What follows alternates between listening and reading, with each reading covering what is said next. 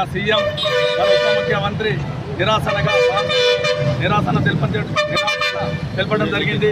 మన ముఖ్యమంత్రి సీఎం రేవంత్ రెడ్డి గారు ఆడపడుచులను గౌరవపరచడం, అవమానించడం, తెలంగాణ ఆడబిడ్డలకు, అక్కలకు అందరికీ అవమానపరిచినట్లనే.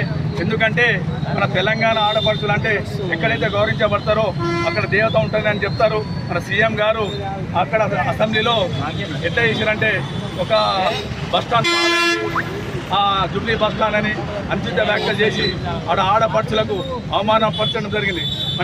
మన బీఆర్ఎస్ ఎమ్మెల్యే మహిళా సబితా ఇంద్రారెడ్డి గారు మాట్లాడుతూ ఆమె భవిష్యత్తుకి లోనై ఏం చెప్పాలనో అర్థం కాక అంత ఘోరంగా అవమానపరిచారు.